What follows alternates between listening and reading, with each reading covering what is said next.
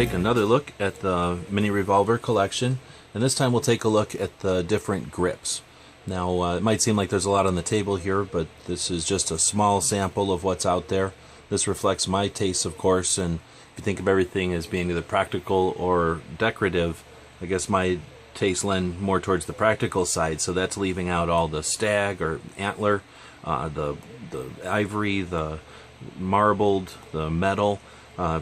There's all kinds that I'm missing, so although we'll look at a lot of different ones here, keep in mind that this is still just the tip of the iceberg, and I think a big part of the fun of these little revolvers is the variety of grips that's out there. So while some people might have just as many many guns as this in their collection, they might not go after the variety like I do, and instead go after the different looks or the different styles that the different grips and different coatings and things will offer. So how to begin? Like I say, you can probably divide them up between practical and decorative, although there's going to be plenty that cross the line and accomplish both. Then I think another way to divide them up would be the size. So as far as North American arms go, there's the 22 shorts and there's the 22 long rifles. And although the front of the guns are different to accommodate the cylinders, the back of the guns are exactly the same. So this is the short frame, or the small frame, as far as the grips are concerned. And then your 22 Magnums are your large frame. Now there are the 17 HMRs out there and some 17 Mach 2s, but again we have the small frame and the large frame. So let's kind of go backwards, I think, to the original cartridge revolver. Smith & Wesson made the first cartridge. They made the first revolver, or the first cartridge revolver for that cartridge, and we can see that the North American Arms kept that. Or excuse me, the mini revolvers kept that. This first one, the Dick Casull's Rocky Mountain Arms, it's the first modern mini revolver from '71, has that exact same shape and everything, very rounded, very smooth, nice meet up with the frame. They did add this little shelf for your thumb knuckle, and otherwise very comfortable, easy to shoot, and attractive little grip. The North American Arms, same thing, basically I'm sure it's the exact same grip. When that company was sold, Freedom Arms started up, and you can see Freedom Arms, Baker used the exact same grip as well. In fact, that's just scaled up in his the Freedom Arms Magnums. As North American Arms evolved, or in different incarnations, you can see the early North American Arms again kept that same nice meet up with the frame, very rounded, great shape, very comfortable. They removed the little shelf there, and it's made out of wood now.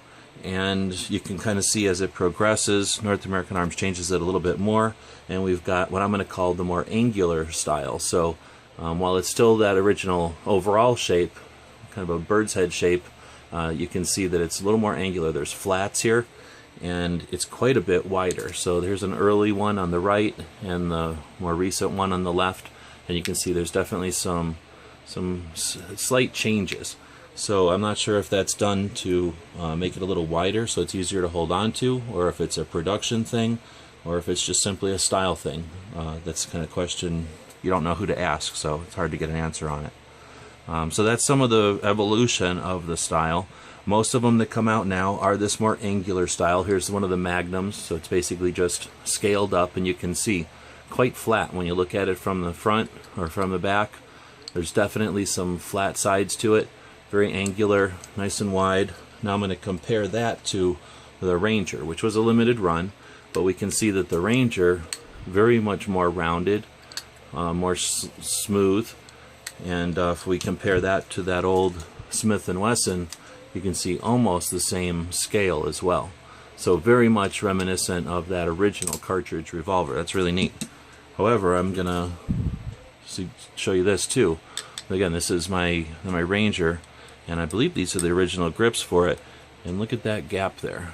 Now, I'm not sure, maybe I don't have the right grips on it, but because I did run this oversized grip I'll show you in a minute, but definitely not matching up great there. So let's take a look at why that is. I think next we'll look inside of a grip to show you what's going on in there. This one's one of the Magnums, and just any screwdriver will work for the most part.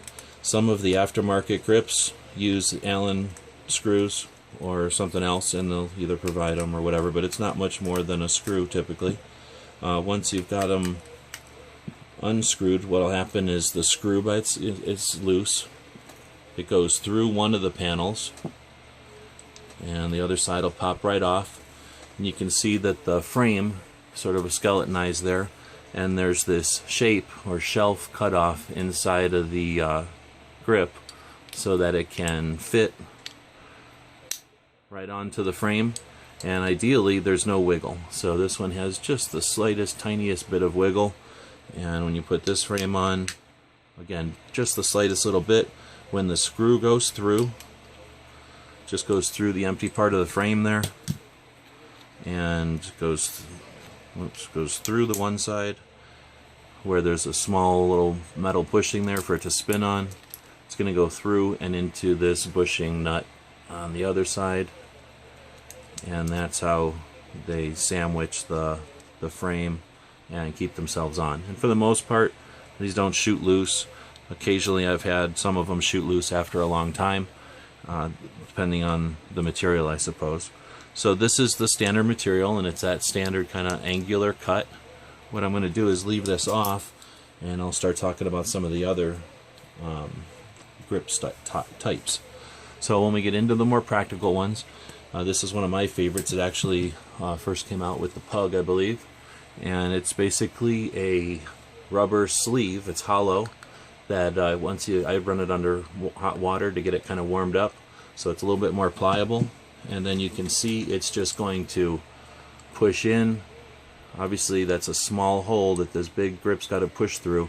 It's going to push in and eventually come up, and it looks really cool on these blackjacks, and it gives you again a very teardrop shape, super smooth because there's no metal frame to get in the way.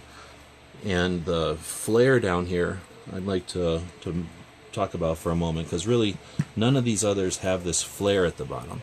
And what's this flare I'm talking about? I think the most pronounced flare I've found is on this is a modern reproduction of an old Colt single shot 22 short Derringer, one of the first guns Colt made, if I remember right.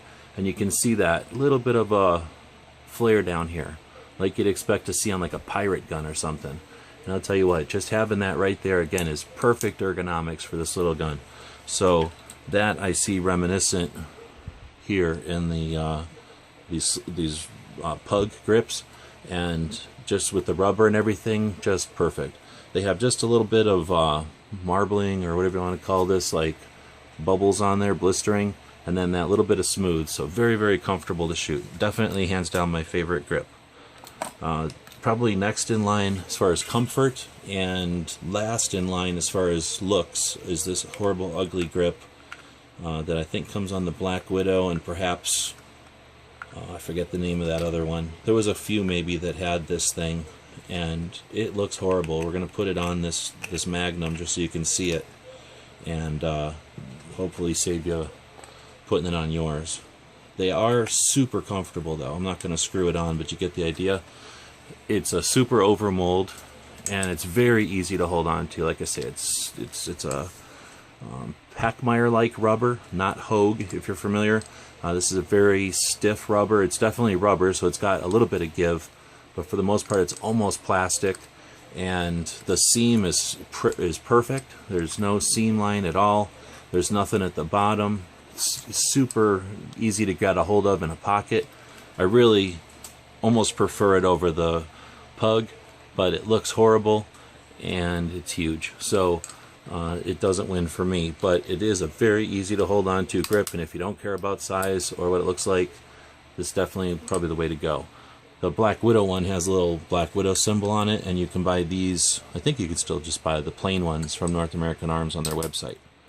So that's the Overmold, and again, North American Arms sells these, so they're not, they might be an aftermarket part, but you can get them straight from North American Arms. I don't know anybody else that's making a big overmolded rubber. So next I'm going to talk about using grips that have different purposes or different uses. And I know everybody's looking at the grip holster, but we're going to take a look at this grip clip first. I just did a video about these separately, so I'm not going to go too much into them except to install it here on this Magnum again. And this one comes with its own screw that uses this Allen wrench. And this happens to be made out of micarta, I think. So has a little bit different look. And these are neat because they come all the way up here, and they're just the same dimension as the cylinder, so nothing to catch on. And when we look at something even like this blackjack, there's quite a definite line right there. So when you do something like this, or when you pull it out of a pair of pants, you're going to scrape lint. Depending on how sharp it is, you might actually hurt yourself, just bumping it against yourself in a rush, especially with the little notches there. But then also when you shoot, depending on how you shoot, some people get the North American Arms thumb bite this way. And the reason I'm showing you that is this grip, the grip clip I think they call it, the clip grip, excuse me, kind of solves that. It keeps your thumb out of the way. So at the same time, it gives you a clip so you can carry this in your pocket, and sticking out of your pocket it would look a lot like any knife. So really do think these are going to be handy. I haven't carried one yet, but very interesting. So that's an option. Another option for carrying in a pocket with a clip is the North American Arms folding grip. So you can get a couple of different styles. This is the smaller one. So let me pull it out of the bag here. You can get the same thing for the 22 Magnum, although the Magnum, you can see on the bottom there, doesn't cover the gun at all. It just covers the trigger, and then you got that hammer sticking out of nowhere, and you got a barrel sticking out of nowhere. I wanted one for the 22 short, so I got the 22 long rifle size. Again, the 22 short and long rifle are basically the same frame as far as the grip's concerned. And you can see in that picture how the 22 long rifle fills the little gap there, and my 22 short just doesn't quite fill the gap over here. And if you could tilt it up, the 22 long rifle would come to the end, but the short still fits right in there, no problems. So there's a couple of different versions of these, and this is an older one, so the newer one might be a little bit different. You can see how it keeps it pretty tight here, and over on the other side we've got the same thing, but we've got a clip which is polymer and replaceable. So no matter what you think of it, it seems pretty resilient. If for some reason UV light got at it, or it broke, or it bent, at least it's possible to get another replacement part. So as you open it up like a pocket knife, it's going to lock into place. It's nice because it gives you plenty of grip here. Nice ergonomics on the hammer, or excuse me, on the trigger. Super nice ergonomics on the hammer. So real easy to shoot this one. This one is broken, so normally it would stop right there, except that my button is broken, so I can't stop it right there. It'll pop out. I overextend it just a little bit, and for the demo, and that's the only disadvantage I have with this one, is that the design seems inherently easy to break. So this is an older one, like I mentioned. I'll have to check out one of the newer ones and see if they're any better. But as far as things go, this is probably one of your best options as far as a practical style grip. It makes the little tiny revolver very easy to hold on to, very easy to retain, which I suppose might be an issue, not because I'm worried about people trying to wrestle your little gun from you, but just in a stress time situation you might drop the thing. So this makes it a lot easier to hold on to, and when you do want to put it away, you would normally push that button and fold it just like a pocket knife. So that's the North American Arms grips in a nutshell. There are lots of aftermarket ones. We talked about the one here. I won't really be able to talk about too many others in this video, simply because I don't have them all. But again, just to recap, there are a lot of different grips out there. Again, we haven't even talked about many of the other materials. I'm probably not going to get into too many of the other ones, except to say that they're similar. They all have their own take on the shape. The Charter Arms, again, is very angular, so that might be because people prefer it, or they might have just simply copied North American Arms that much. And then I'll just throw out here that my friends over at BC Special, when they found out how crazy I am about these little guns, offered to give me this grip of theirs that's in the works. So this is the piece of wood that they would normally, get it all machined out of, and they were nice enough to give me one of these. And I really do cherish that. Obviously, I like to collect this kind of stuff, and having something that is right from the source is awesome. So I'll leave it with these grips weren't enough for me. I needed more, so what I did is I took one of my little rubber sets that I have and I cast them in plastic. So I made my own orange grips, and I made them in both the ugly angular kind and the cool rubber kind. These are plastic though, and I think they end up looking pretty cool on the little emergency survival tactical operator 22 short. Alright, that's North American Arms grips in a nutshell, and well, a 15-minute nutshell, I guess, 17-minute nutshell, whatever. If you have any questions or concerns after all of this, feel free to leave them in the comments wherever you happen to see the video.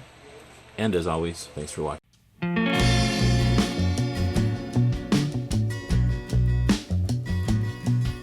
The guys and gals of GunWebsites.com encourage you to take a CCW class every year, practice at least once a month, and carry every day. Thanks for watching GunWebsites.com.